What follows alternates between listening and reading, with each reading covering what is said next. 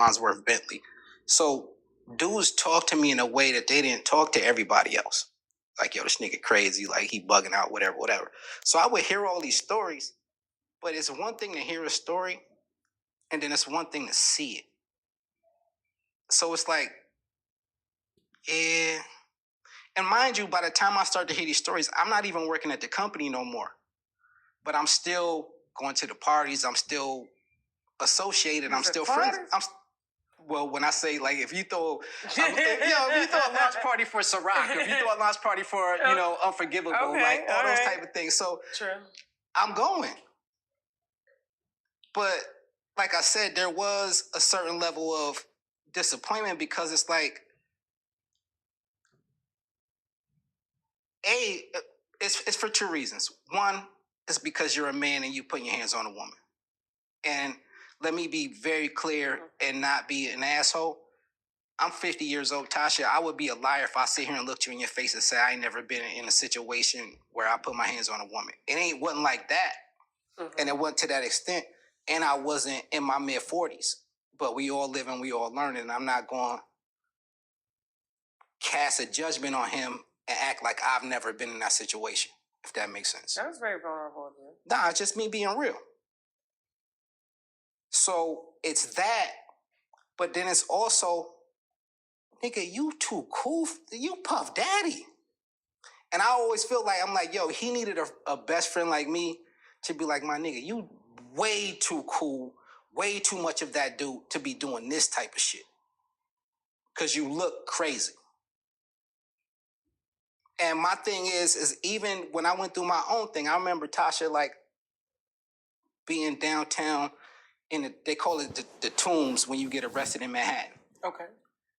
So I'm seeing all these dudes in the processing, line, everybody handcuffed. And I'm in there because a woman who I was breaking up with threw a glass of red wine that was probably up to here on me and said the most disrespectful shit. And I choked her out on some Shannon Sharp shit. And I was wrong. But at the time, I didn't think I was wrong. Because I'm like, yo, she was talking to me crazy. She threw a whole glass of wine on me. But when you go to court and you got to do certain programs, mm-hmm. I went through an anger management program. And the thing that hit me like a ton of bricks, it said, you have the power to walk away. Mm-hmm. So no matter what that woman, no matter what that man is talking about, versus react, the power is in walking away. And I didn't understand that until I went through that course, and it was like, oh shit, this gave a whole nother dynamic to my being. Because here's the thing, and I had this conversation with my with my mother and my sister, just in regards to, male and female conflict. Okay. It's like, you can't go to jail for talking shit. My tongue is sharp as fuck. And I'm intelligent enough to get to know you in ways that really matter. So that and not saying that I reserve this for those moments, but if we get into it, I'm going to say some shit that's going to really fuck with you, and you ain't going to have no ammunition against me. And we'll get into this conversation when it comes to Capricorn later, because this is a woman who's called me gay, said I like to get fucked in my ass, said I can't keep a job, said I'm not talented, said I'm all these things. And that doesn't bother me because I know it ain't true. Can I ask you a question? Yeah, sure. What do you think about this jacket? It's a nice jacket. I designed this jacket. So for somebody to tell me I ain't talented, it's hard for me to take that point of view. You know what I'm saying? Do you only design men's clothes? Nah. Oh, so you do women and men? I do women's heels. I do everything. So give me a little bit of your resume. Definitely Sean John for 5 years. I moved to New York in '98 with $80 in a duffel bag. Oh, wow. Just by chance, I ended up meeting a merchandiser for Macy's, but he basically would merchandise the FUBU floor. Now, at this time, Fubu is $250-300 million. They the biggest brand in the game. So, he was just like, I'll introduce you to Damon. If you got what it takes, then, So he brought me up to Fubu. I had a sketchbook. It wasn't even a real design book. It was just me with sketches in it. And Damon, God bless him. He took a look at my book and was like, yo, you talented. Like, you know how to do specs, which is measuring garments. I was like, nah. He was like, you know how to do CADs, which is basically being able to design something like this on a computer, which is computer-aided design. I'm like, no, I don't know none of that. I just know how to draw. That was the AI back then. Yeah, I was like, I don't know nothing. I just know how to draw. He was like, I tell you what, I give you a job as an intern until you learn those things. Once you learn them, I give you a job where you get paid. 6 months later, I was on payroll. Okay. So Damon Dash was the first. Damon John. From Fubu. From Fubu. Oh, yeah. Bald head guy. Shark Tank. Back then, he had hair. Back then, he had a curly fro. But yeah, like, and again, I remember, Tasha, I remember reading a People magazine article about him in my mother's bedroom, in my bedroom in my mother's house. He had the red Fubu nylon joint on, low Caesar with the gazelle shades, and I just was reading a story about how he started, flipping hats and, mortgaged his mom's, all of that. And I was just like, damn, this shit is inspiring. And then to fast forward to be able to actually have a working relationship with this man was crazy. So definitely Sean John. I mean, those are two big heavy hitters in the game as far as. So I started off at Fubu as an intern. Okay. At the time, Puff was getting ready to start Sean John.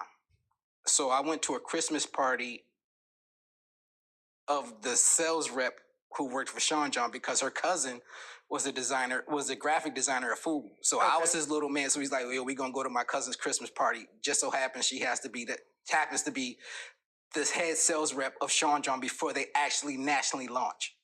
So I'm like, yo, I'm a designer, whatever. She's like, yo, you work for Fubu? Like, nigga, come through. Like, let me see what you got.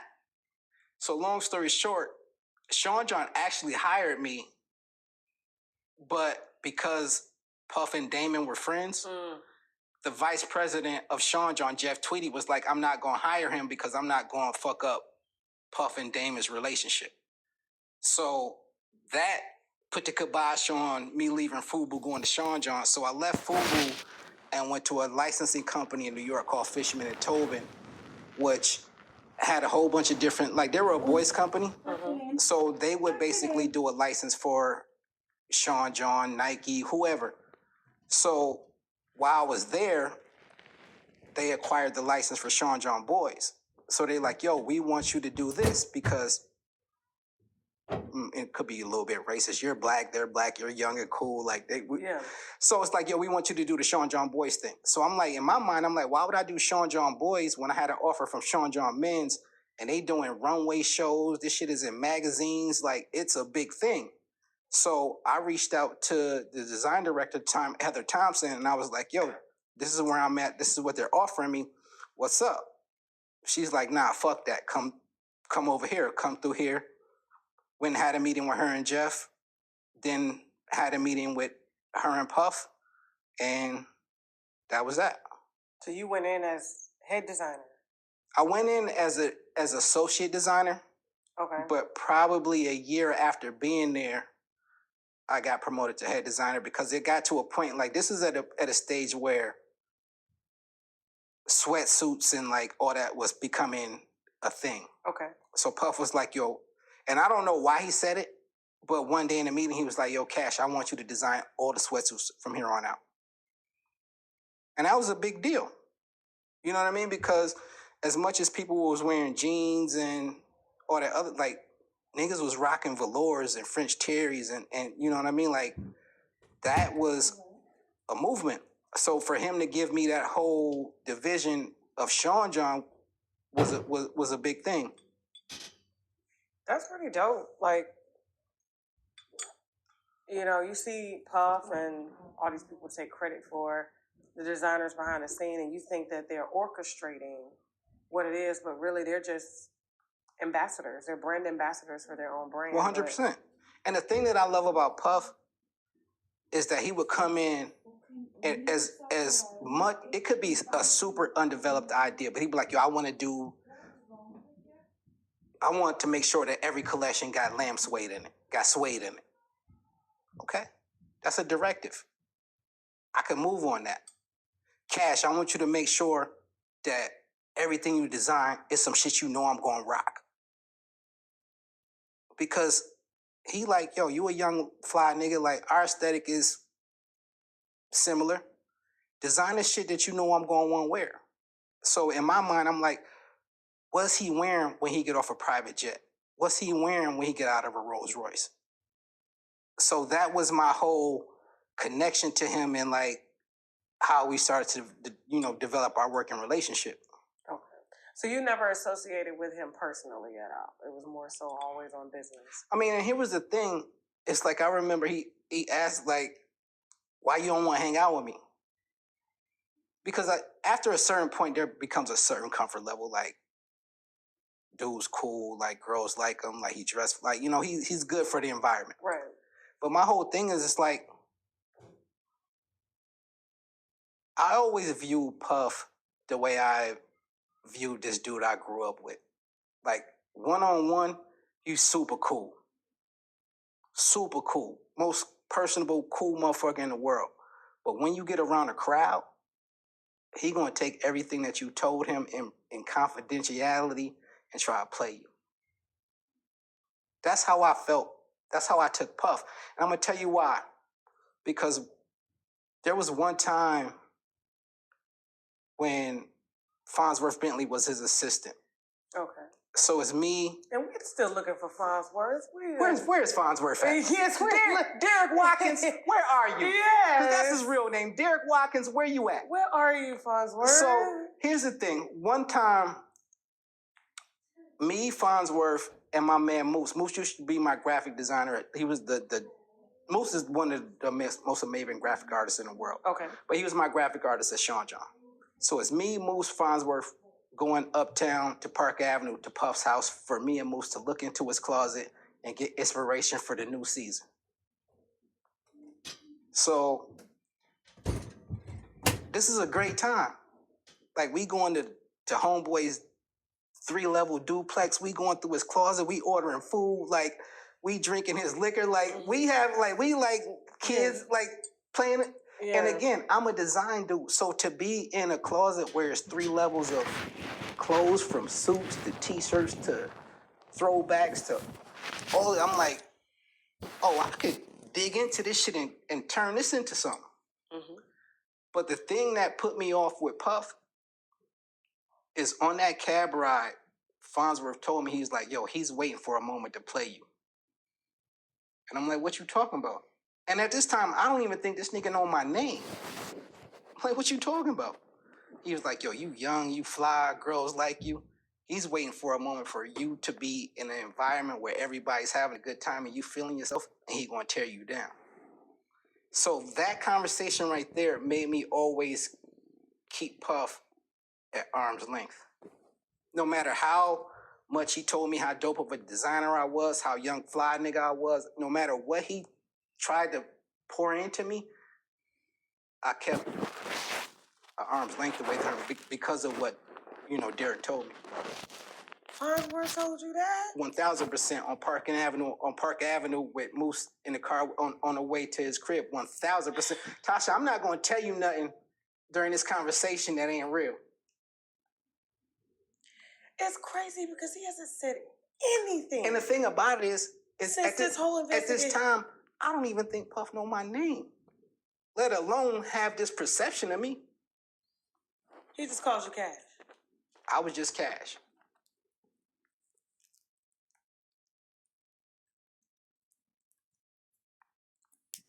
Well, I mean, to Puff's defense, and I feel terrible about this. I'm terrible with names.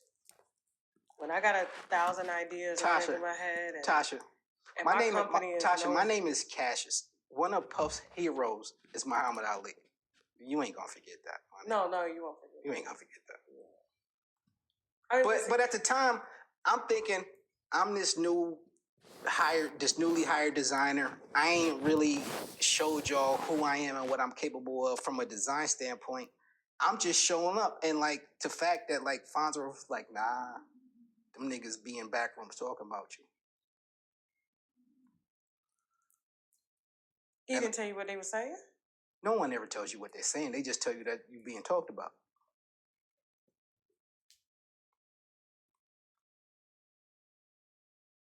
That's weird. That's the industry. Farnsworth, like, what type of character was he? Because very, very, very cool dude. I mean, cool. I mean, it was to the point where like he taught me how to tie a bow tie at Puff's crib on that day. He was like, and he was so excited. He was like, I can't believe this shit. I'm teaching Cash how to tie a bow tie in Puff's fucking bathroom. Because he's just excited about life. What was his job? Puff's assistant. He was Puff's assistant, but the thing about Bentley, or I'm not even going to disrespect him and call him Bentley. The thing about Derek is that... Why you don't want to disrespect him and call him Bentley? Because his real name is Derek. So where did Bentley come from? That's the persona with the nigga with the bow tie and the umbrella and the Mr. Bojangles thing. Like, that's that like vibe. Puff's boyfriend. I wouldn't even call him Puff's boyfriend, but it's like, it's like Morris Day and Jerome. We always wonder where he got that name from, Bentley. It's something that... But that's the thing, like, Puff, like, just came up with it. It's like Farnsworth Bentley. It just comes off like some, like, European, aristocratic, bougie, sheiky shit. And it's like, you got this fucking, like, rap superstar CEO who's running around. He might be in a suit one day. He might be in a t-shirt and jeans one day. He might be in a sweatshirt one day. But you always got this dude with him who is dressed to the nines. He was. Pristine with the umbrella over him that is the perfect contrast. You feel what I'm saying? So that was a whole setup. Whole scene. Like, Puff told me, he was like, yo, like, nigga, I'm Morris Day, he Jerome. And I'm from Minnesota. I grew up on Prince. I'm fully infatuated and aware of the dynamic of Morris Day and Jerome. And what was that? Somebody bring me a mirror. My valet. Open the door for me. Okay. Like, I'm the star. You make me look extra star. But you gotta look fly too. But you gotta look fly too. So I don't want peasants. Nah, I don't want. I want my people. It's like nigga, you almost gotta be dressed a little bit better than me. Not better than me, but more refined. Like, so Derek taught me how to tie a bow tie. Damn. So it's certain the psychology of this. So it's certain things with tying a bow tie and the way you fluff it up to make it almost look sloppy, but well put together. So it's like that dynamic of Derek's refinedness and sophistication to Puff's ghetto fabulousness. And it worked. That's why you see Puff walking in Ibiza with a, linen outfit on and Derek holding an umbrella over him. And he got paid just to do it. Yeah. I mean, but at the end of the day, he was his real assistant.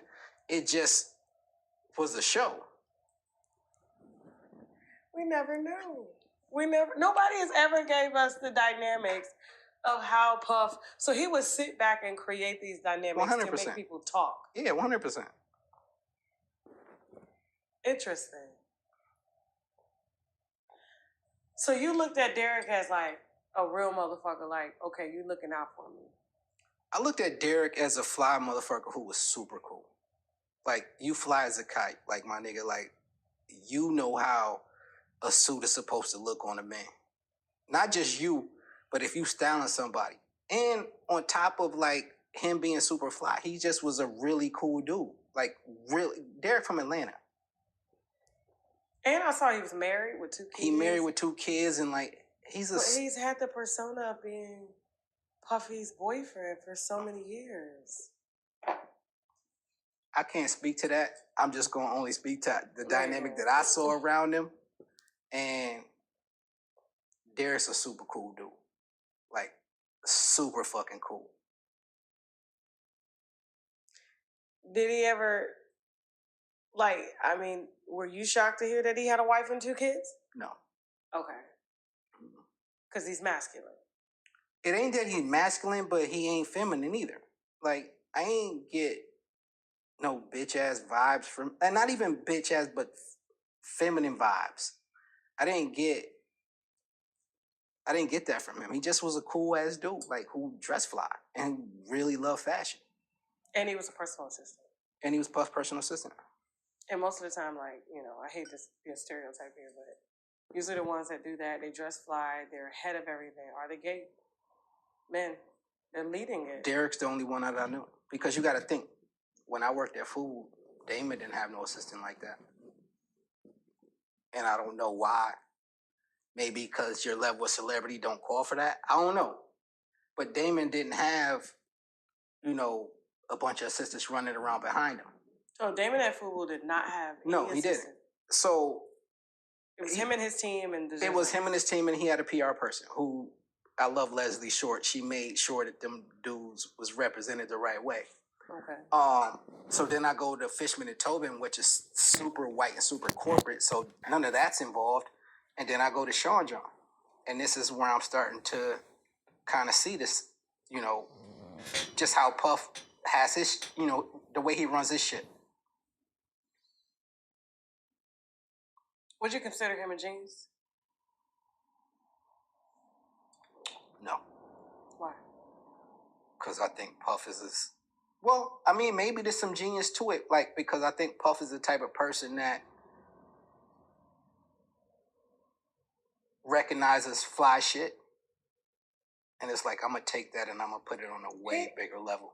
He said it with his baby mothers. Like I think it was a documentary I watched on HBO, and they said that Puff would take people and turn them into like images that people would want to be. Like he can look at something and be like, I know what to do with you. Dye your hair blonde. Cassie, shave the side of your head.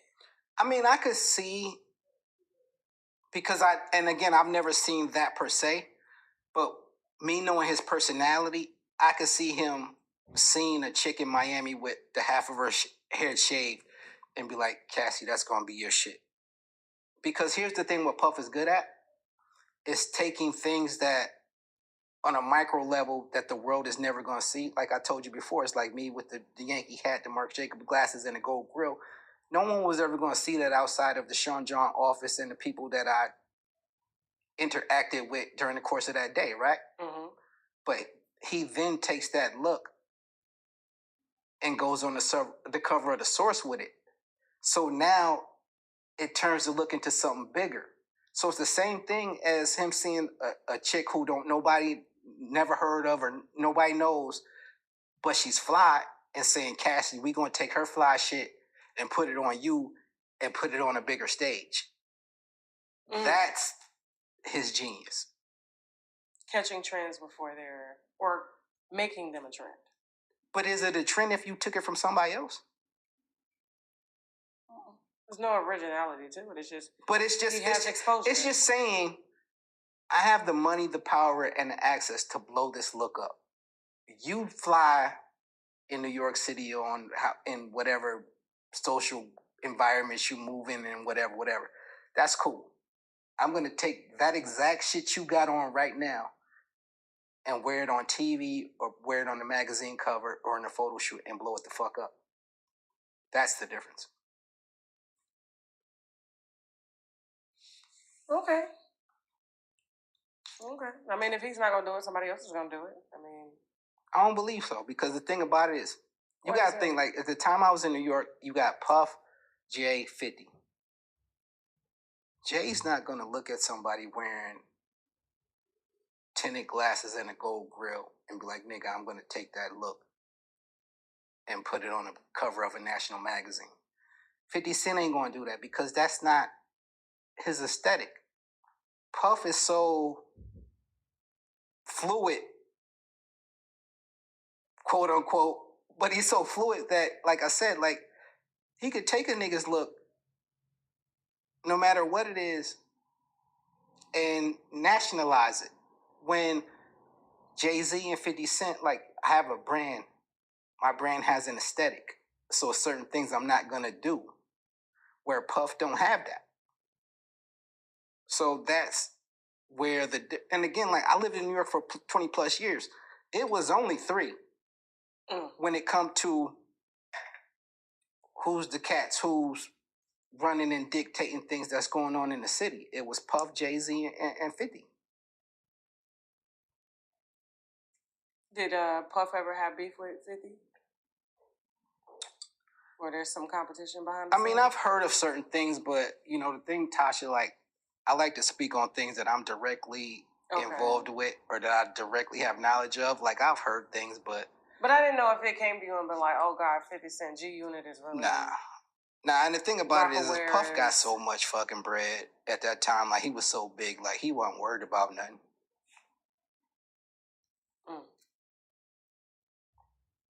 Interesting. You said you designed like some, was it the Yankees? The Dallas Mavericks. The Dallas Mavericks jerseys? I designed their uniform. Okay. I mean, that's a pretty hell of a resume. And you still designing. Yeah. I mean, not full time, because the thing about design is like, I feel like when you're a designer, you're beholden to your career, meaning like, what's your next move? You go from designer to head designer to creative director, then what? Your own. Yeah, but you know how hard it is to do your own shit? Like, it's a lot of moving pieces. And I've done it. I don't want to say I've done it. I've attempted to do it. It's a lot of moving pieces. And I've had a couple 100,000 behind me. Like, it's a lot. Clothing and shoes are hard. It's a lot. It's a lot. I think female clothes are a little bit easier, because if you see a girl who has a nice body and she wears something, every female's like, I want to wear that. I want to look like that. So we instantly just buy it. Right. So that's why you got like the rise of like, the Facebook marketplace shops, the Instagram shops and stuff like that, the boutiques and all that. Right. And they be the cheapest clothes. It's called fast fashion. Yeah. Right. I mean, and I love fast fashion, especially for me as a man, because you got to think, I'm a designer. Ain't no way in the fucking world, Tasha, I'm going to go into a Louis Vuitton, a Gucci, or Hermes, or a Saint Laurent, or any of these designer stores and spend money, because in my mind, I'm like, why would I spend $2,000, $2,500, $3,000 in here when I could just go to my makers and design something that I want exactly, that nobody else has? So that's always like, I shop at Target and Zara. Like, my regular wardrobe is Target and Zara, because, again, like, if I'm going to spend an exorbitant amount of money, I'm going to go make that myself. So I'm not going to give that to a Louis or a Gucci or any of these things, because, again, like, I don't need validation to be like, I got some designer shit on. Like, I'm the shit in real life. It's interesting that you said that right after China came out and exposed all the brands. Why do you think the thing that we was working on with Scotty didn't work? It's because this was a line that was designed to cater to a Neiman Marcus price point. That's where we were going. We were going for, 100 Neiman Marcus. But then what happens? Neiman Marcus gets bought up by Saks. So that changes their business dynamic. And then what happens? Trump gets voted in office.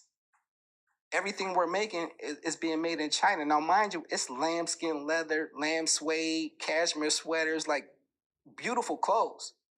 But what happens when Trump issues 100% tariff on that? Now your whole price structure and who you was planning on selling to don't work at all. So now this whole shit was just an exercise. What about being, I guess, more of, would you consider yourself a bespoke? Me personally? Yeah.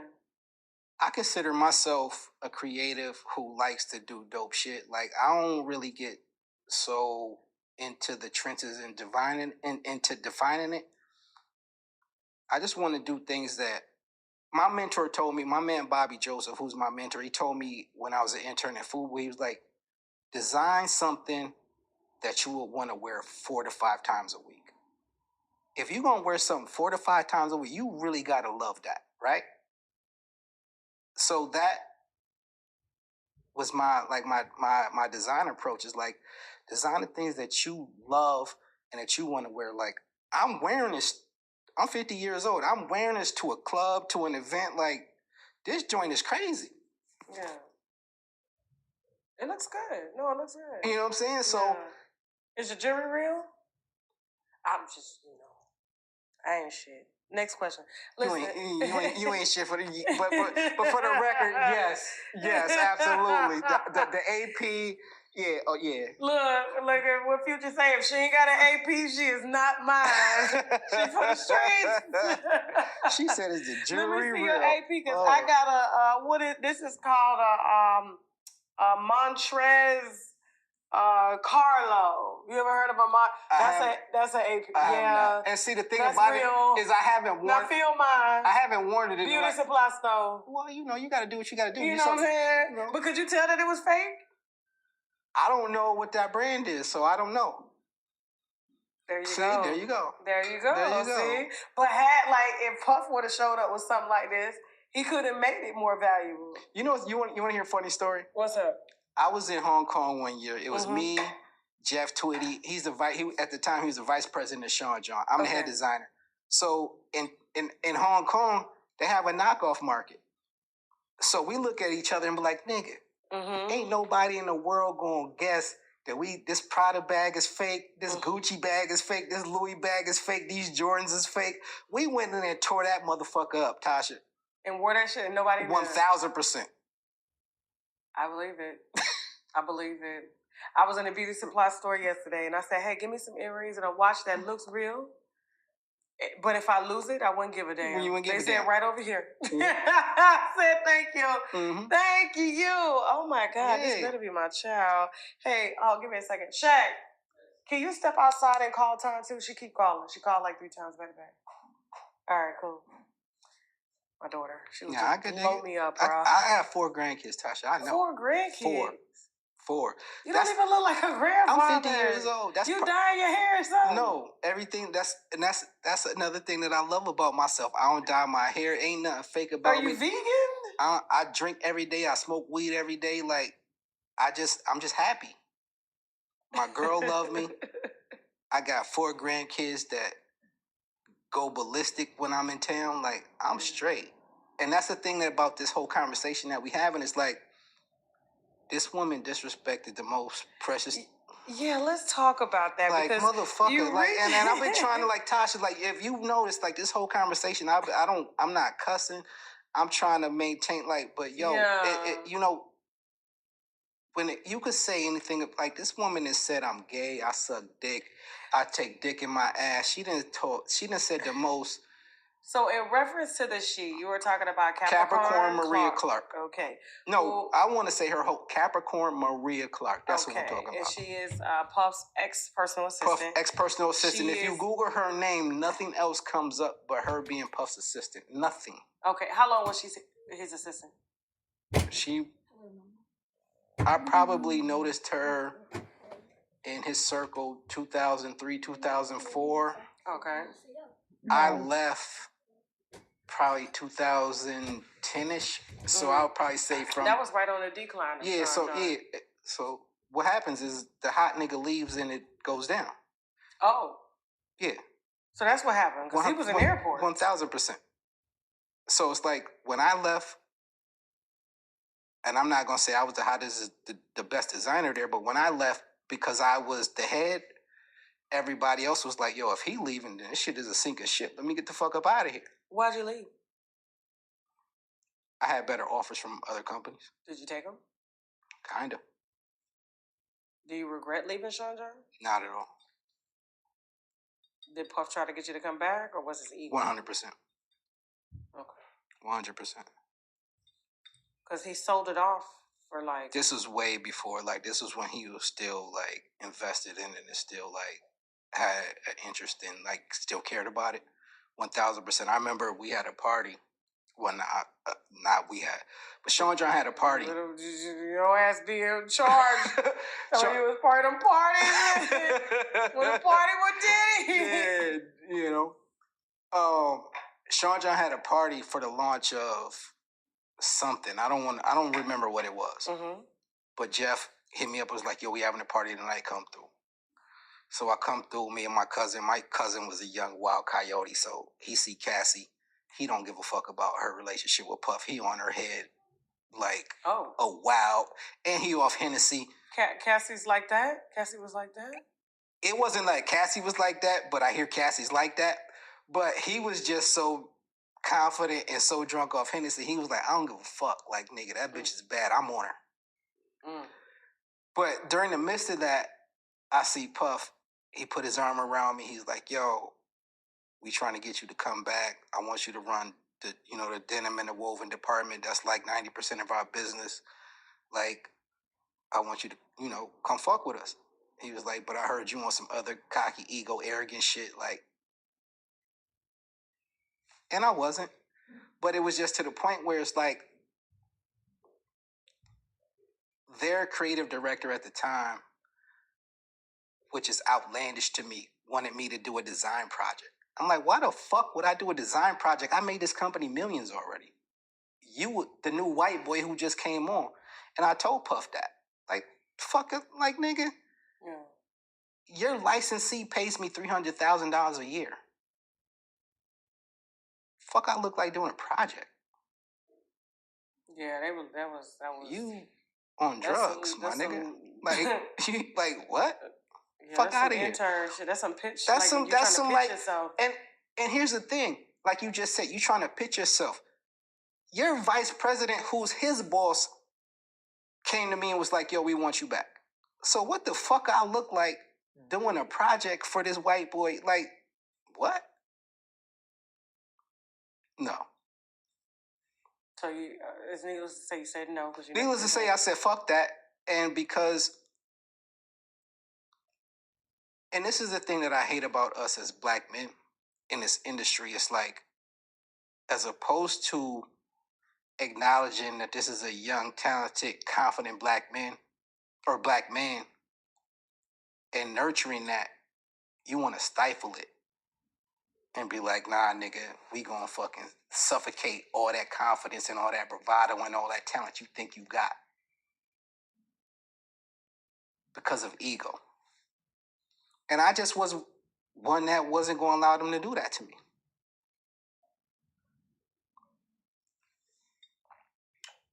And after then, it was history with Sean John, and he was able to sell it for like over $1 billion, I think.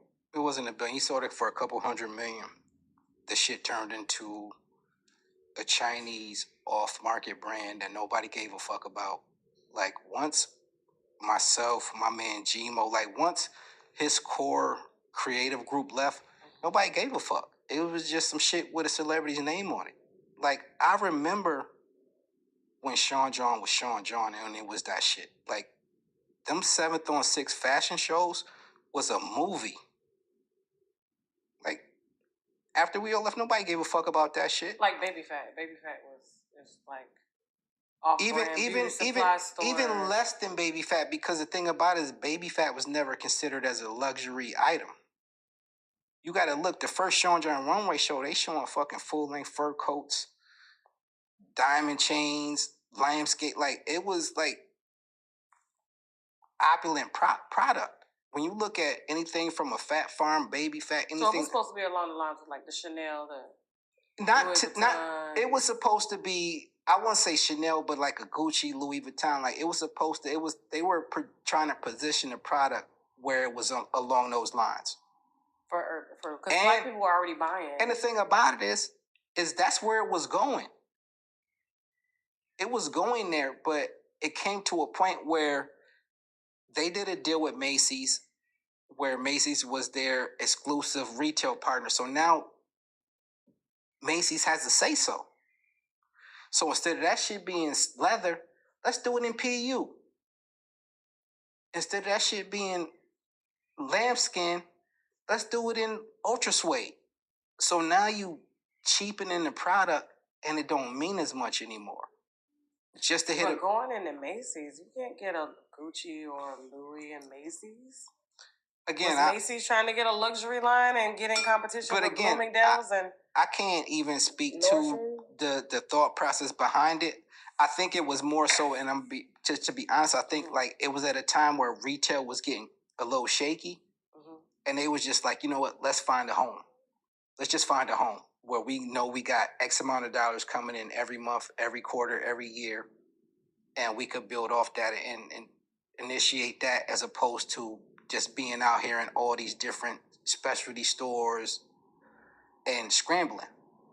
I truly believe that's what it was.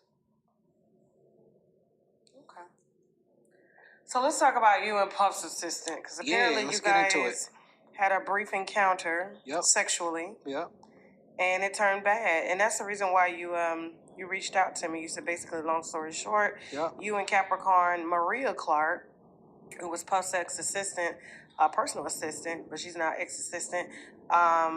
You recently worked on the brand for Scottie Pippen, which you're wearing right now. Right. And while on a brief breakup with your now girlfriend, we had sex a few times.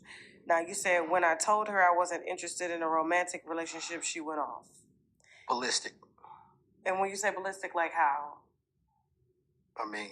The calling you the gay and all that shit just... It wasn't even that. What was it? Because here's the thing, like, I've been dealing with women, the opposite sex, Tasha, since I was 13 years old. Okay. I'm 50. So I know when things go back, she probably gonna say some shit to try to hurt your feelings or to fuck with you. I get that. But first of all, this happened, like, me and my girl, who's my girl now, we broke up for 8 months. Okay. So during those 8 months, I'm in Vegas. I'm a single man. I'm making money, so I'm dating. So it came a point in time where it was like, damn, Cat, we talk on the phone 2-3 times a week. You cool as a motherfucker. Like, what if we hung out? And we did, and it was whack. The pussy was bad? You... Yo, you out of control. But here's the thing. It's like that scene in Boomerang where Eddie Murphy came out and was talking to Yvonne, was like, yo, I gave you a chance. We went out. She was whack. It was your fault. Find you another man. Get over it. It's really that. But she couldn't get over it. Like, it was to the point where it's like... Did you tell her she was whack? Yes. I told her, I'm like, yo, shorty, you keep texting me every morning like, baby, this, good morning, Mr. Smith, that, like, oh, yo, shorty, this ain't that. I could show you on my phone, Tasha, like, shorty, this ain't that. I keep telling you, this ain't that. And when I said that, she went ballistic. And here's the thing. She actually threatened to have Scottie Pippen fire you from your project. And now you say she's threatening to have you killed. So here's the thing. She said to testify against Puffy. So here's the thing. Okay. If I was a foul nigga, right? All right. Let's just say that I could say, you know what? This is sexual harassment. Mm-hmm. I was working for Scottie Pippen for a brand unguarded. I'm going to sue you and her for sexual harassment. Do you think I did that? Do you think I would do that?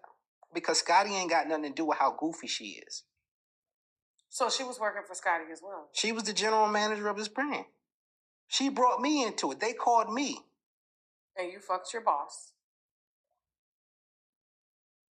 If you want to say that. And then told her she had whack pussy. I never said she had whack pussy. I didn't say anything. You said it all. I just said I'm not fucking with you because everything, like, the whole shit is whack. And it was one of those things that was like, I'm going through a breakup with my girl. I'm fucking around with her. It's like her, 2 other chicks. But it was like, when I went through that situation with her, I was like, yo, I got to get back home. Because this ain't it. One bitch, $18,000 in debt. Another one, a stripper who ain't got no exit plan. And then I got this crazy Looney Tune who act like just because we went on one date and had sex one time, like this is a full-blown love affair. I was like, I'm going home where shit is normal and comfortable. Like, I want to be with my girl. Like, this shit is weird. So basically you had a reality check. 1,000%. Here's the thing. It's just like, and this is something to just adults, period. And this is one thing that I realized is like, I thought the grass was greener. Tasha, me and my girl broke up for 8 months. Okay. I thought the grass was greener. I'm in Las Vegas. I'm single. I ain't got no kids. I'm doing whatever the fuck I want to do. But as I start to engage and indulge and interact with these women, I'm like, yo, I'm going back home. How do you feel about what Shannon Sharpe is going through at 55 with a 19-year-old? I feel like what Monique said. Find you somebody who give a fuck about you and sit your old ass down. Because here's the thing. Black don't crack. We always feel like, especially like if you in shape and you ain't no fat sloppy, like you feel like I got some runs with this shit. But what's the best thing for you? And here's the thing, even for me in my case, ain't nobody ever looked at me and be like, yo, you look 50 years old. Nobody. I ain't think you was 50. But the thing about it is, Tasha, I got a woman who loves me. Her 30-year-old sons respect me and fuck with me. Our grandkids run in the door with big ass smiles on their faces and open arms when they see me. What I need to be in a club for? What I need to be fucking with some, like, for what? Like, I fell in love with my girl and it dawned on me, I'm like, you are so loved. You are loved by your parents. You are loved by your siblings. You are loved by your kids. You are loved by your friends. You are loved by your grandkids. When somebody is loved, they're full.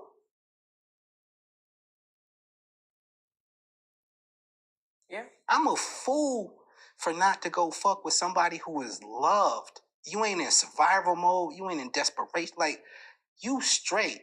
So the only thing that I could add to your life is more of what you already got. And that was the thing that made me wake up. I was like, I've never dated a woman who is as loved as my girl is. That means something. That has to mean something. Well, you definitely gonna score some cool points during this interview.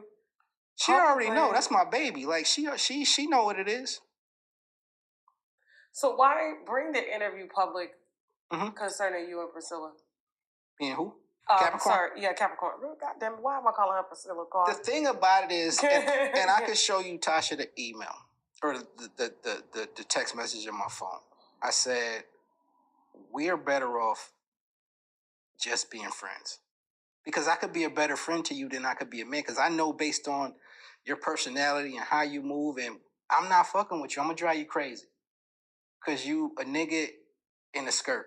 And that's the thing is I told her, I'm like, you cool to smoke and drink and kick it with.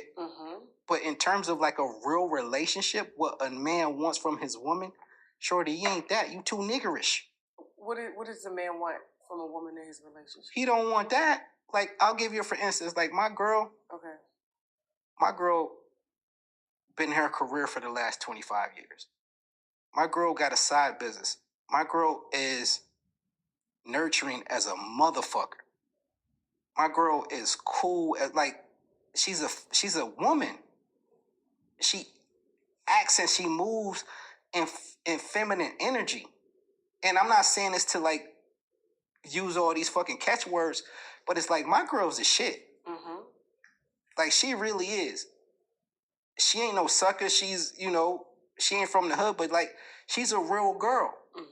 And she's a real woman, and like she got shit going on for herself. And the thing about it, this is the thing that I look at, I'm like, she got the same friend group. Turn your chair back. Right there. There we go. She got the same friend group from when we was kids. Like, it's just all these different things that make me look at her and be like, you're special. And you also got to understand, I've been dealing with the opposite sex since I was 13 years old. I lost my virginity at 13 to an 18-year-old. Would you consider that statutory rape? Nah, because I mean, technically, yeah, but I was with it. Okay. I was with it because again, like, my biggest thing, I was like, I don't want to die a virgin. Oh, as a boy, like everybody else, like, I'm not getting that. Yeah, I was like, and then the thing about it is, like I said, I'm 13, 14 years old. I'm like, yo, I don't want to die a virgin. And then it was just like I had this fucking like 18-year-old getting ready to go off in college who somehow we would be talking on the phone and she would talk super nasty. And I remember losing my virginity to her and going to the corner store and getting the penny candy, yeah, I remember getting me a bag of penny candy and walking home like it was the best day ever. Okay. back to Capricorn. So right. Capricorn is, I guess, set to testify against Diddy or for Diddy? Against Diddy. Yeah. Why against Diddy? I firmly believe that she's testifying against Diddy because the feds came to her and be like, we're going to charge you as a co-conspirator.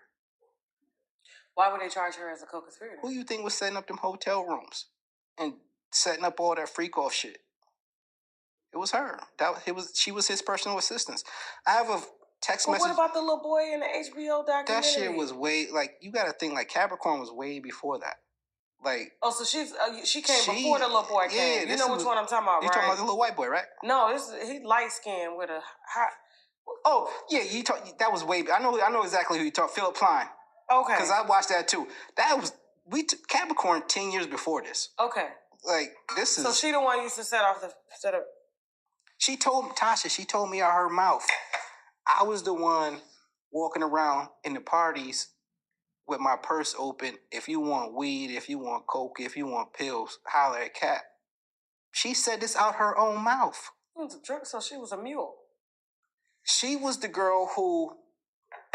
Yeah, please. Okay. She was the girl who was down for whatever. Now let me paint a scenario for you, Tasha. Okay.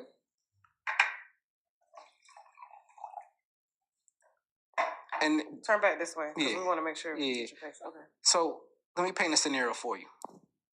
You're a 16-year-old girl. Both your parents die.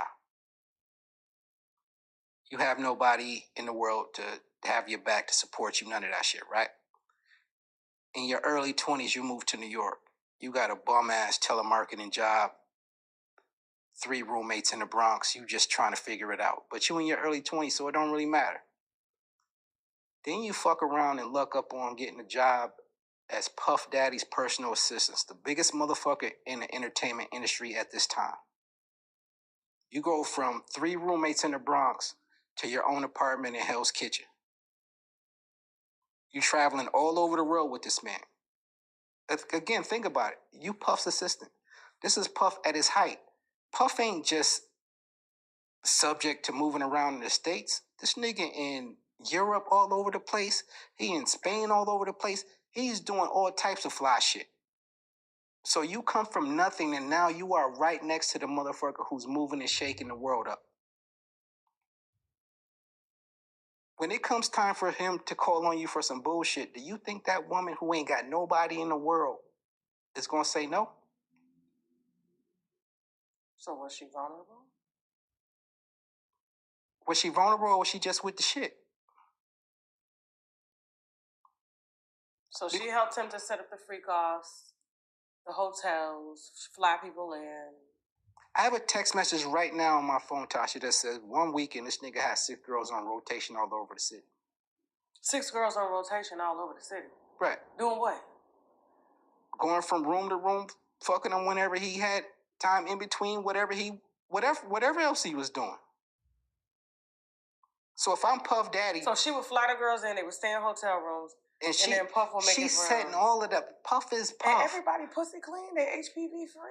Who's to say that any of that is the case? And here's the thing. You want to know what's crazy? What? You want to know what's crazy, Tasha? Yeah. Now that you bring up HPV and pussy being clean? Yeah. This woman out her own mouth.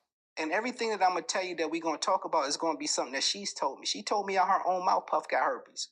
Oh, shit. She told... There's a message in my phone right now about how Puff was walking into meetings with a can of soda, with a coat ice cold soda on his face, and everybody, like, she told me that he had herpes. She told me that out her own mouth. She told me out her own mouth that A$AP Rocky is gay and Rihanna knows it. She told me out her own mouth that fucking... Cause we gonna go there. We gonna go there, Tasha, because here's the thing. You could say whatever about me that you want to. I ain't saying shit. I'm not saying you, but this woman has called me gay, and you could say whatever the fuck you want about me. Like, okay, cool. What else did she tell you? She told me that Puff was fucking Fat Joe's wife. That's why Fat Joe don't show up for him. And like, cause I'm like, yo, where are all his friends? Where's Fat Joe? Where's DJ? Benzino told me he was fucking Fat Joe's wife too. Loretta? Yeah. Loretta. You better knock it off, Loretta. You with the bullshit. Damn. Because Capricorn Clark definitely said you were sneaking out that Miami house. 1,000%. I ain't gonna say nothing that she ain't told me. Fat Joe, I mean not Fat Joe, but Benzino said she likes threesomes. So her and Gabrielle Union, okay, Dwayne Wade's baby mama Pumpkin used to do threesomes with Benzino. Again, Loretta, because Fat Joe eat everything but pussy. Well, again, Tasha, like according to Benzino, what else? I need to interview Tasha, I only know what I'm directly involved with, or what someone. Capricorn, I can see ASAP Rocky being because his. But here's the thing: it's just like, and she was adamant. She's like, "Yo, that nigga's gay." He's like, and I'm like, "Yo, like, but he got 2 kids." And here's another thing: this is where motherfuckers is disgusting, because she's also telling me about a condition that their youngest son has. Why are you telling me that? Who? A$AP Rocky and Rihanna's son, their youngest son. They have 2 boys. Yeah. Their youngest son obviously has a, well, I don't want to say obviously, but has a medical condition. Oh. And Shorty's telling me this. For what reason? I don't like. What reason? You really came to play with her today. Yo, Tasha. She fuck with the wrong person. Yo, you mentioned my girl. You mentioned my babies. It's off with your motherfucking head. I don't have no mercy for you, bitch. Like, her mother was a fucking prostitute and a booster, and her father was a thief, and they both died when she was 16. That's why this bitch is miserable now. She gonna set a flame to everything she a part of. She worked for Puff. Now she testifying against him. She worked for Pusha T. She fucking fed Drake information for $100,000 to him. Like, this bitch is a terrible person. Terrible.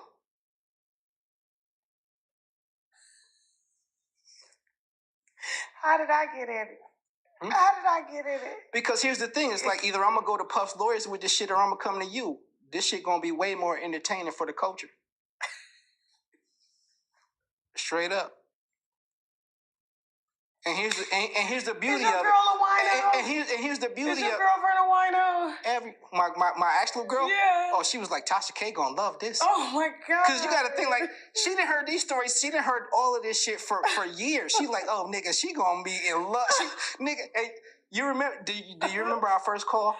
Yes. And I'm in the hot tub with the cowboy hat and the jewels on. Now, mind you, this bitch told me, like, fuck you, you live in the ghetto in the slums in Las Vegas. Tasha, you seen my... Yeah, I was like, I need to call you back. You're busy. Did it look like I live in the slums? No. That's all I'm saying. So, what else did she tell you? Because I'm trying to figure out, like, so is she... Everything. And here's the thing. This is what's so disgusting about a person like this.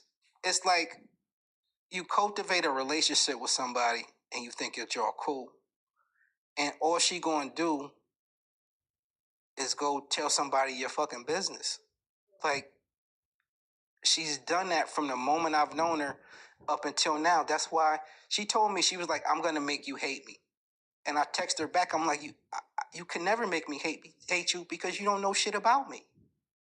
You don't know anything that could disturb my life. So she lied on you. What makes you think she's not lying on, like, Puff, Drake? She 1,000% could be, and that's the thing that I'm saying. And that's the thing that I'm saying. It's like that she shouldn't even be on the stand. Is you, as a credible federal witness, you ain't even credible. You just gonna, and here's the thing that I feel like, in all honesty, what happened, Tasha, I feel like the feds came to her and said, like, yo, we know, because, Puff got charged for a RICO. Yeah. So RICO means you and some other motherfuckers, right? Exactly. So what I feel like, the feds came and said, like, yo, we got him. We know you was his assistant. We know you was the one reserving the hotels, supplying the baby oil and setting up everything, whatever, and hooking the whole shit up. We gonna charge you in with this RICO unless you turn state's evidence. And as a single mom who ain't got no money, what that bitch do? Fuck it, I'm gonna tell them I'm going switch sides. And today I was just listening to something, and they were like, Puff and his lawyers rejected witness 3 and 4 in his trial. Witness 1 is Cassie. Witness 2 is probably going to be another chick he fucked with. Witness 3 and 4 is going to be Capricorn and probably Kirk Barrows. The reason I know this is because Tasha, she told me. This woman has wanted to be in a relationship with me for 20 years. She tells me fucking everything. Everything. And the only time it went sour is when I told her, stop texting me, hey daddy, hey baby, hey good morning, Mr. Smith. Like, bitch, this ain't that. And that's when it turned sour. And I have all the text messages and emails to prove it.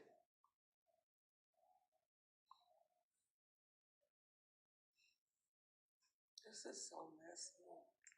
I know my girl was like, yo, it's messy. She gonna love it. Why am I built But here's the thing. But here's the thing, Tasha. Here's the thing. Why am I built like Here's this? the thing.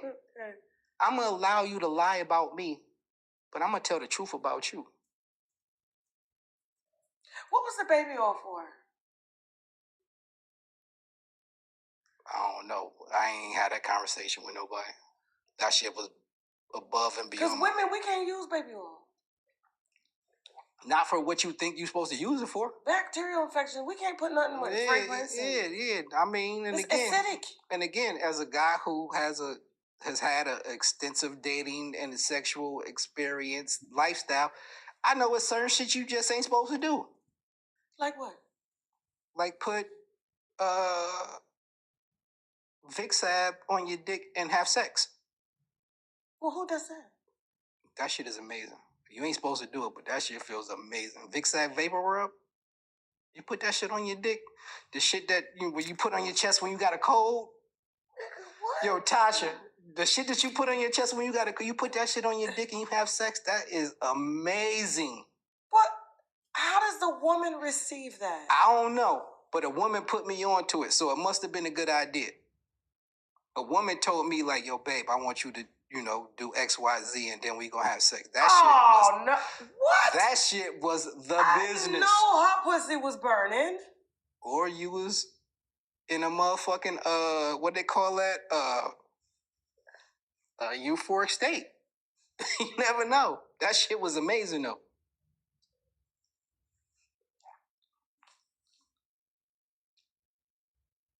So you ain't never been to none of the puff parties, none of the freak out parties? Like freak out parties? No. I've been to parties, after parties, and like where we having fun, but in terms of like where motherfuckers is naked, no. Okay. All right. So did he ever invite you to any of those parties? You know what happened one time? And God, again, I don't like, fuck it, I'm just gonna tell it. He ain't here no more, but fuck it, I'm gonna tell it. Okay. I was a head designer at Sean John. We get nominated for a CFDA award. Okay. CFDA award is like the equivalent for fashion to a Grammy. Okay. So we have a little pre-party before the award show at this spot called Butter, downtown New York. So we in the joint, everybody's having a good time. And I see Andre Harrell. He's like, yo, nigga. And now, mind you, I only met Andre one time, and this was at the Bad Boy Retreat in the Hamptons maybe like 2 years before. Okay. So he probably didn't even remember. So he like, yo, Playboy, like, nigga, that fucking suit, you killing them, nigga. You flavor, nigga. That shit is flavor. So I'm like, this shit is Andre Harrell. Like, I took it as a compliment. Like, this is an OG of the culture, like, of the game. Like, that shit's a compliment. After that, I started to feel uncomfortable because every time I seen this nigga, and Butter's probably the size of this whole living room. So it's a small, like, but it's a club. It's small. Okay. But every time I would see this nigga, he would walk up to me and be like, Flavor. And mind you, it's a small club, so I'm seeing him multiple times. Every time I see him, Flavor. I'm like, shit's weird. So, party's over. Everybody's outside. We getting ready to go to the next spot. That's sort of like a cat call of what men do to women.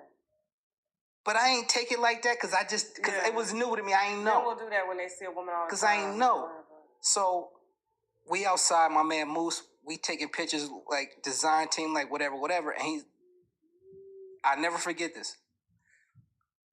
Puff had an SUV that was parked right next to the sidewalk. It was No one is the driver in the front seat. No one in the front passenger seat. Andre Harrell in the back passenger seat. Puff in the back passenger seat, but Puff's closest to the sidewalk. We all on the sidewalk talking, taking pictures, whatever. Andre reaches over Puff and says, now mind you, everybody calls me Cash. My name is Cassius, but everybody calls me Cash. Okay. Puff leans over Andre Harrell.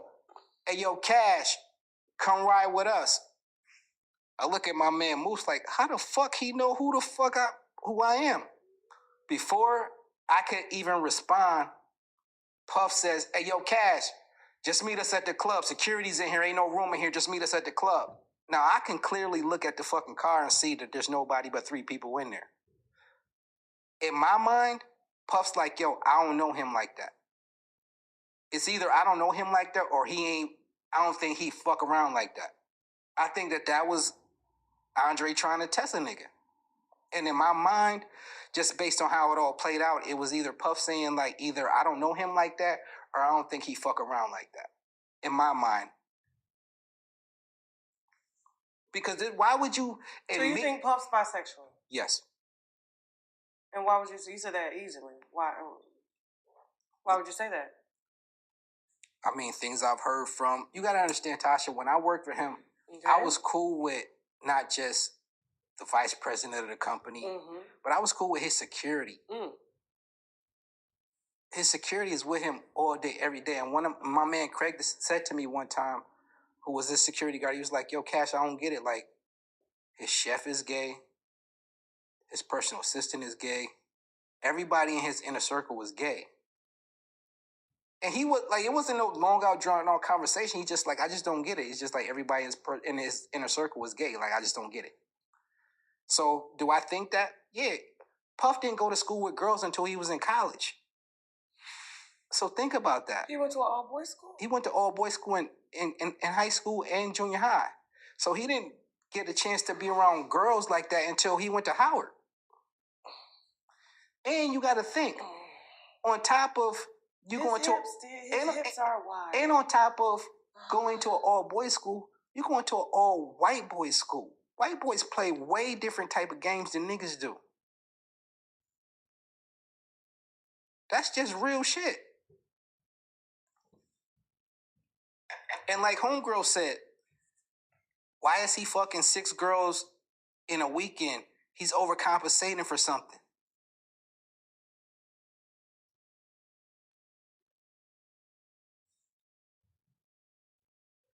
So that people can say, oh, he's fucking women?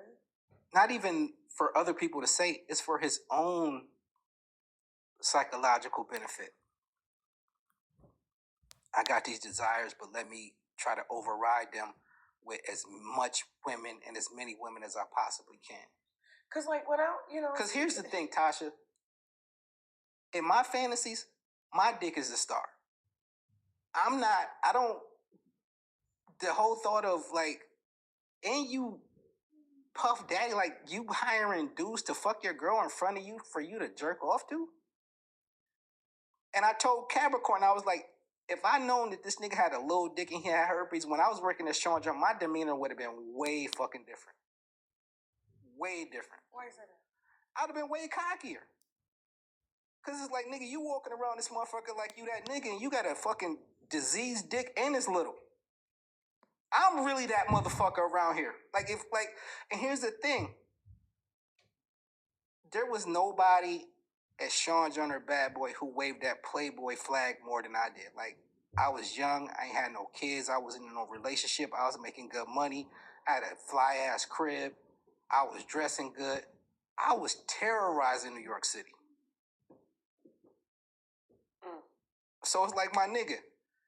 So let me ask you a question. So, when I think about Puff hiring the dudes to fuck Cassie, right, and all of his other chicks, because I've talked to a few of the male prostitutes that are set to testify.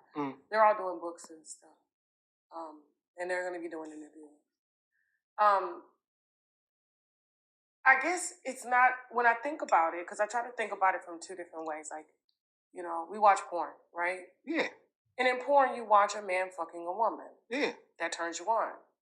Isn't it the same as him just kind of bringing porn real life into his life? No. I'm just trying to give him the benefit of the doubt. Like, I'm gonna give him a bit. I love Puff. Puff's the first person that sent me all over the world. I'm not coming to you having this conversation with any type of animosity or like I love the nigga. But I'm talking about but we talking about as real nigga alpha male shit. Nah, B. So it doesn't turn you on when you see porn and a man and a woman fucking. I think about, and here's the, you want to know why I don't watch porn, Tasha? Why? Because if I start watching porn and I start to fixate on what a woman's doing and how she's doing it, I'm going to want to find her and have sex with her. Because this is one thing that I know. I got friends who, well, I've had friends who were porn directors. It's like, nigga, you know you could fuck them bitches. And all it takes is for you to be around them and be charming and be who you are and not to be thirsty and not to be, you know what I mean? Like, that pussy ain't hard to get. So the reason that I don't watch porn is because if I start to fixate on a woman and how she's like, that's going to take me away from what I got going on in real life, and I'm going to do something stupid. I'm going to find a way to get in contact with that woman. I'm going to find a way to put my hands on her. I'm going to find a way to fuck her and demolish everything that I got going on good in my real life. Okay, that's fair enough. However, does it make you gay that when you watch porn and a man and a woman were fucking and that turns you on? That don't make you gay at all. Okay. I don't think that makes you gay at all. In no way, shape, or form. I mean, I think, you know what I think makes you gay? I think you sucking a dick makes you gay. Mm-hmm. I think you fucking a dude in the ass makes you gay.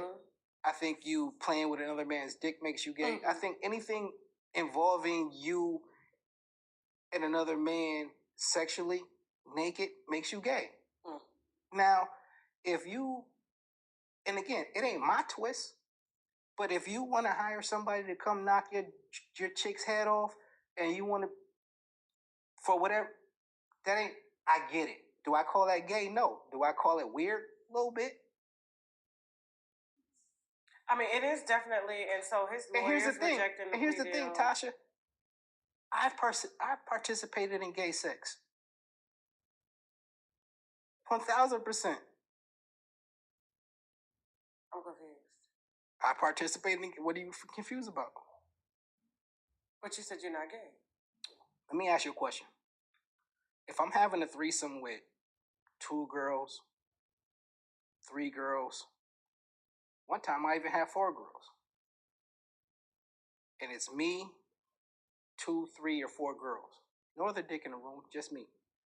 But they kissing each other in the mouth. They sucking on titties. They going down on each other. And I'm engaging in that. Is that not homosexual sex? Technically? Lesbian. Yeah. But they don't, people don't do that. I mean, but I try to be inclusive. I got fucking gay nieces and nephews, and so, I try to make light of the situation. Oh, that's why I said that. You was like, nigga, what? You just said. You just said. But that's why I like to throw that little curveball in, because it's like, I don't want to be contradictory and be full of shit. Like, if 2 dudes is kissing and having sex, that's gay, right? So what makes it the difference between if 2 women are doing it? And I've made that admission in front of my whole family, and they all had the same reaction that you had, but it's like, oh, thank God it wasn't when...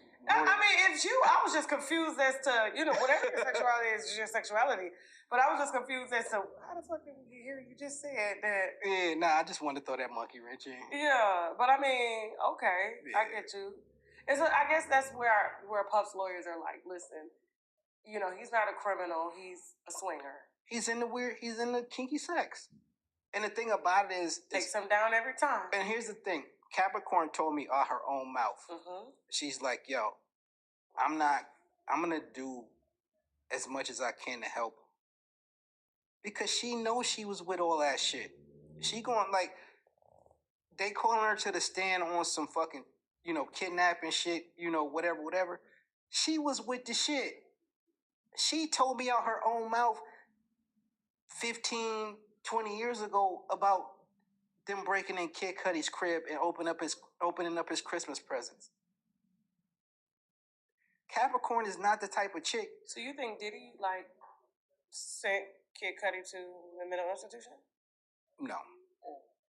I think he blew his car up. I think he broke into his house and opened up his Christmas gifts because he was sleeping with his girlfriend. And his personal assistant at the time never told him nothing about it. It's like, yo, you are managing this chick's project. You know this is my girl. She fucking around with this nigga and you know about it and you ain't gonna tell me? After everything I did for you?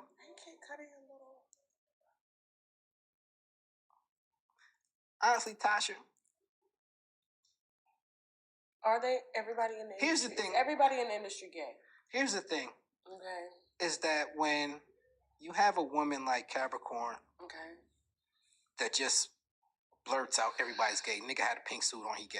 Motherfucker did this, he gay. Like, to me, what's gay is you fucking with other dudes.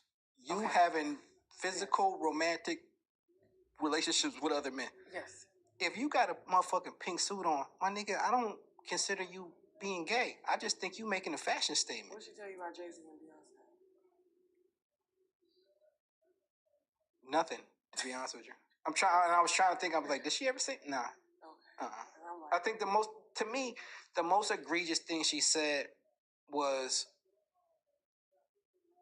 talking about Rocky and Rihanna's youngest son's health condition, whatever that is. Okay. I think that's a violation because that's a baby. Like, you want some bullshit. I think her telling me Rocky's gay and Rihanna knows it. You telling me, why are you telling me this? Like, who am I for, like, I'm not a vessel for this information, Tasha, and I'm going to be honest with you. Had she not disrespected my girl and my babies, we wouldn't even be having this conversation. So you telling me all this shit for fucking, like, for what? And that's what I would implore Rihanna to look at. Like, why is this woman who you may think is your friend running around telling your fucking business? So her and Rihanna are friends? I have pictures with her and Rihanna on a boat on the Amalfi Coast.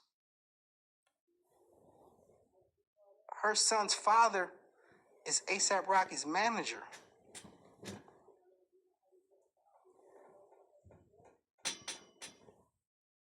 So when I say, why is not Khaled or not Fat Joe or not none of these motherfuckers who be like, before any of this thing happened with Puff, yo, that's my brother, whatever. Oh, you know Puff was fucking Fat Joe's wife. Why are you telling me this? Tasha, the way my life moves and the way it's set up, me having this information is worthless. Unless I'm sitting down with you. I hope to have you back here again. Well, you know, I've been treated great so far, so far so good. So far so good. But I just wanted to make this conversation not only informative and not only like real and honest. Yeah. Like, I'm gonna give you the real deal. You think Puff going to jail? No. And I'm gonna tell you why. Even if Puff gets convicted. Okay. Even if he gets convicted. Who's in the White House right now? Trump. I said Trump was gonna pardon that nigga. You know how many Puff Daddy parties I've seen Donald Trump at? You know how many Jay-Z parties I've seen Donald Trump at? So when it was bugged out to me when he got into office and everybody was so anti-Trump, I'm like, you niggas love this motherfucker. So 100%, if Puff gets convicted within a year to 2 years, Donald Trump gonna get him the fuck out of here. Because if you think about this, Tasha, during Donald Trump's whole campaign run, the first or second, have you ever heard Puff say anything negative about him? That means something. Here's a million. They probably already working the pardon right now. And that's the thing. Here's $1 million, 1.5. Let me shoot you this and get me the fuck up out of here. Why wouldn't he?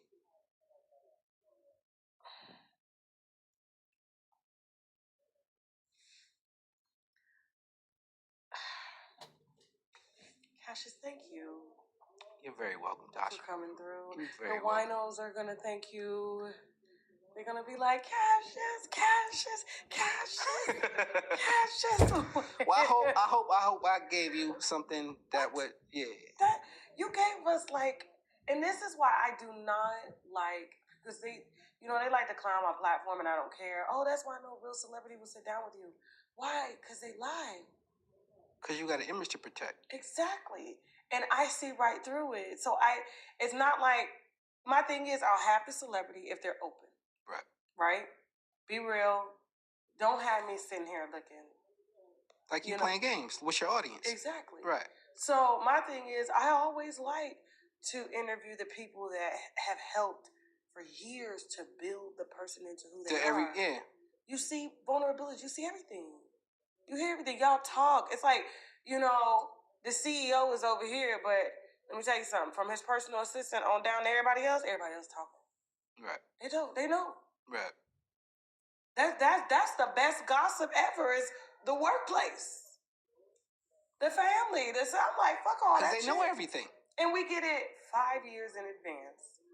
I was before no Puff. His girlfriends were coming to talk to me as soon as he stopped fucking paying. I watched the Gina joint. The joint with I watched that. And again, for me, I wanted to have this conversation with you because this woman disrespected my girl and my grandkids only because I didn't want to have a relationship with her. Not that I fucked her money up, not that I ruined a business opportunity. I told her, this ain't that. Stop calling me baby. Stop calling me daddy. Stop good morning, miss. Like, knock that shit off. Yeah, I see the email here. Let me read the email that she wrote you because people won't think you just coming out of left field. Yo, Tasha, and that was light work. I got so much shit in my phone. She even CC'd, it looks like she CC'd Moose too. My graphic artist. So she said, that's exactly what I said. I don't give a fuck if you call my baby daddy and suck his motherfucking dick. This is from Capricorn Clark, Puff's ex-assistant. You were acting like a fucking homosexual. Give me the fuck alone. I promise you and you keep fucking with me. I'm gonna go knock that senior citizen's teeth out of her mouth and tell her everything you said. You need to stop fucking with me. So she's talking about your girl. Right. Now, mind you, she's 3 years younger than my girl, but she want to keep throwing this age situation. Like, I know where you live. You ain't no gangster. I will get your fucking head knocked off. My child has special needs. I'm tired of you fucking with me.